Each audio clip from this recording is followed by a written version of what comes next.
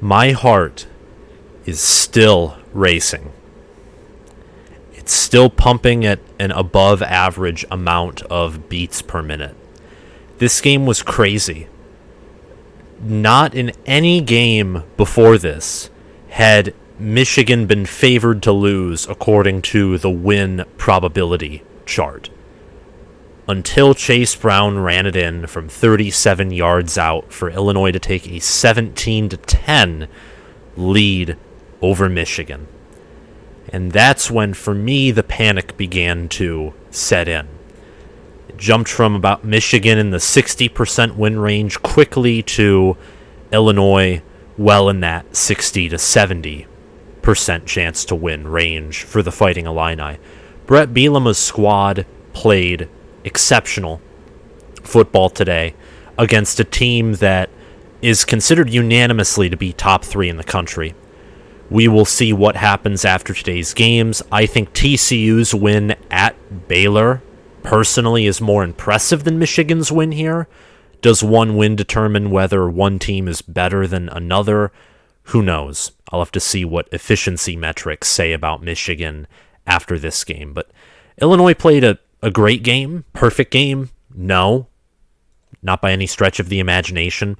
They let Michigan march down the field on, I think, the opening drive. Chewed 3 minutes and 32 seconds of clock for Blake Corum to get his first and only touchdown of the game. Michigan outgained the Illini by 10 minutes in TOP, which certainly helped contribute to Michigan being able to march down the field and kick 4 field goals in the second half to win it 19-17. Illinois was 0 of 2 on fourth down. Michigan was 3 of 4. That right there would be that'd be the deciding factor of this game, would be fourth down efficiency. Michigan was 3 of 4. The one fourth down that wasn't completed was J.J. McCarthy thinking that he had a free play and chucking it down to Andrell Anthony, which, by the way, that was the right decision in my mind, even though the offsides was too close to call. And if Michigan lost and people were using that play to say, oh, we should have won, you also would have lost me. But anyway, Andrell Anthony dropped that pass. That was not J.J. McCarthy's fault. And McCarthy himself did not have a good game. He had several overthrows, several times where, it was 3rd down and 4, I think, and he had a chance to hit Cornelius Johnson on a route, and he just completely threw it behind him. It wasn't even close. There was another one where he overthrew Colston Loveland by what felt like a mile, which was on 3rd down, and Loveland that would have been a touchdown if he completed that. So Michigan just not executing at all, whether it was J.J. McCarthy, whether it was the play calling. You seriously are going to run C.J. Stokes up the middle against one of the best defenses in the country? Come on, man. Come on. That's just not right. That's juvenile for Power 5 play callers. And play calling has been an issue for Michigan all year in the first half. Today that was an issue for all 4 quarters. Jake Moody should be the game's MVP. It should be Jake Moody. Same, in my opinion, with that offensive line. Illinois, they had 3 QB hurries. They did have 6 tackles for losses, but a lot of that's, against C.J. Stokes, who isn't a Power 5 starter. Possibly not even a Group of 5 starter, in my opinion. But Illinois had no sacks. They pressured McCarthy at points, but Michigan's offensive line and Jake Moody, they did their job. They got Michigan in positions to win, and got to also give credit to the head man for Michigan and Jim Harbaugh, because this is a win that wouldn't have happened 2 years ago. Michigan was incapable of winning these type of football games before 2021. Incapable. And if they were to win games that would be close like this, it would be against opponents with no pulse. Illinois this year has proven that they're not top 25 like I and others thought they were, but they do have a pulse. They have 7 wins. They're probably going to crush Northwestern because Chase Brown looked as healthy as ever today. They're going to crush Northwestern. absolutely going to crush that football team. But let's move on, talk about this game a little more. Michigan football clutched up, but they look terrible. If Michigan plays this way against Ohio State, then I will have the game turned off by the third quarter. And from there will be watching and tuning in via ESPN's game summary sheet, and then I will make a video right after the game's over. If Michigan plays this way against Ohio State, everyone, and by everyone I mean a Michigan fan, is absolutely doomed. But Maryland currently has the ball. They're only down by 4 against OSU at the time of this recording in the first, and Rutgers is somehow beating Penn State. So this, along with Baylor playing TCU close, along with Georgia and Kentucky, they just began, and Georgia's only up by 3, and Kentucky actually did get in Georgia territory. This week might be a week of chaos. We shall see, especially as Oregon and Utah come around late at night to close out the night of ranked matchups and matchups that matter. But Michigan looked bad.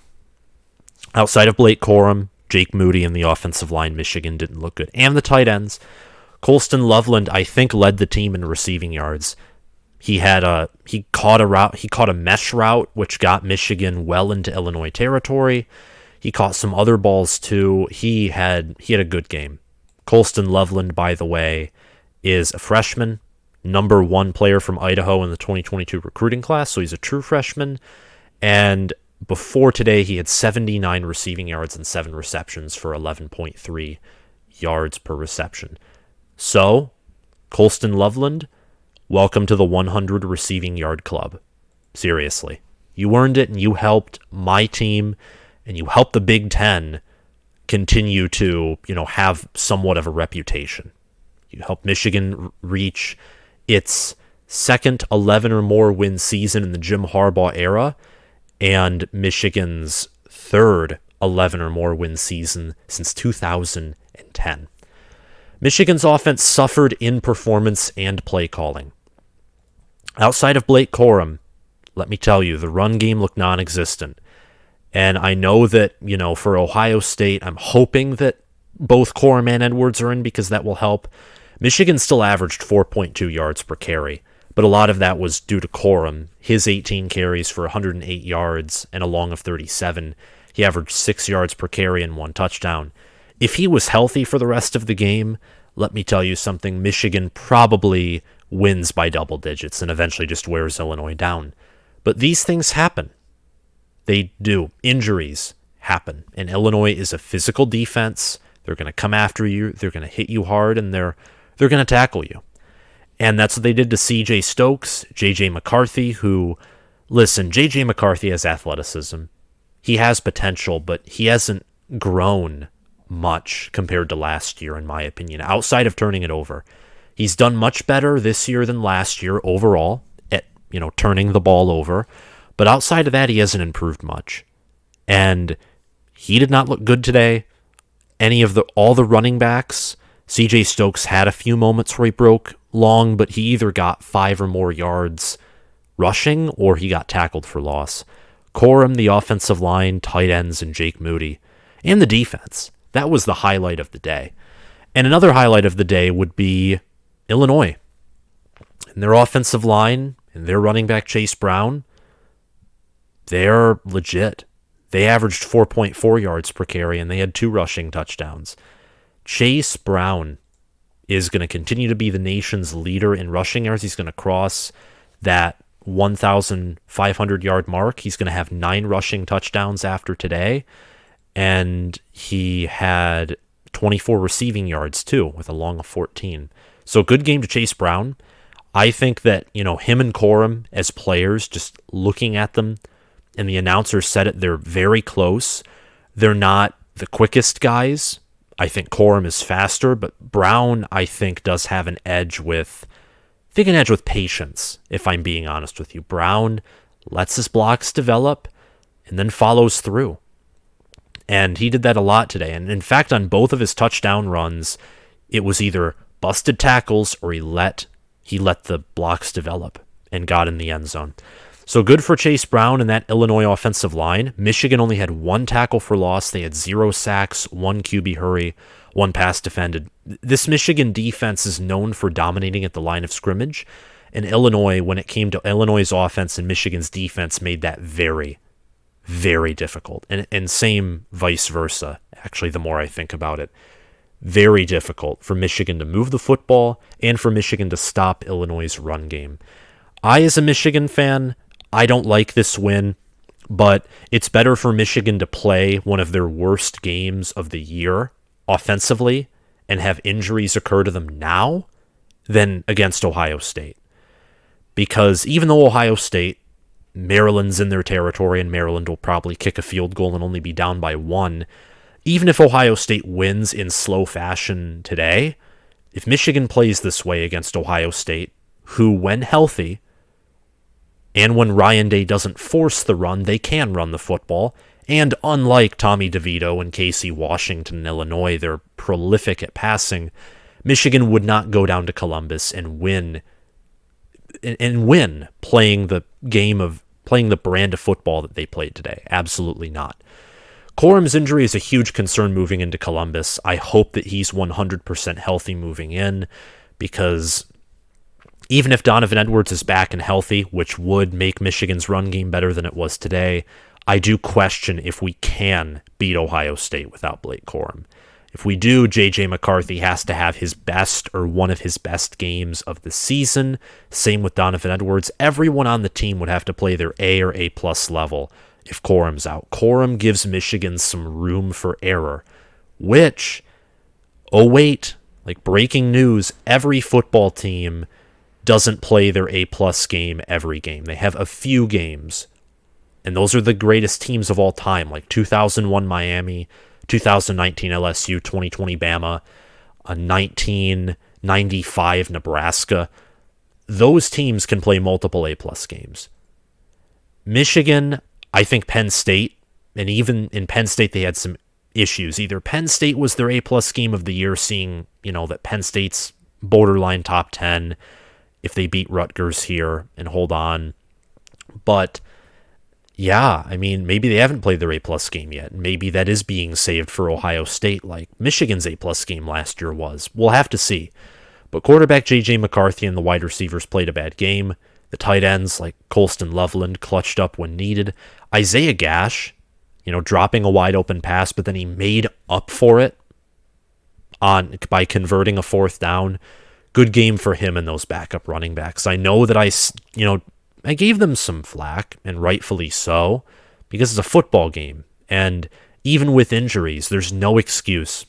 If Michigan lost this game, and even if Blake Corum, stayed injured and they lost, there's no excuse to lose. None. Got to find ways to win, especially Jim Harbaugh being an NFL head coach. You coach in the NFL in talent distribution, pretty equal. And even if you do have a talent disadvantage in the NFL, you're expected to do well. You're expected to perform at the highest level, even with injuries, which happen all the time. More often than in college, they do happen in the NFL. So this team is mentally tough. They won in spite of injuries and poor execution. I'm a fan of that. They move on to 11-0. Jim Harbaugh has his second season at Michigan with 11 or more wins. So congratulations to my Michigan Wolverines. I hope that my team can go into Columbus and win a week from now. Actually, less than a week from now, because it'd be a week from now at noon, but we're well past noon. I'm very excited to watch Michigan and Ohio State battle it out in Columbus. Hopefully, Ohio State hangs on against Maryland and also moves to 11-0. And hopefully, Penn State beats Rutgers just so that the Big Ten can actually get 3 teams into the New Year's Six Bowl and 2 into the college football playoff conversation. Chase Brown's draft stock took a huge leap with today's impressive performance, in my opinion. Michigan's D-line was number 1 in stopping the run.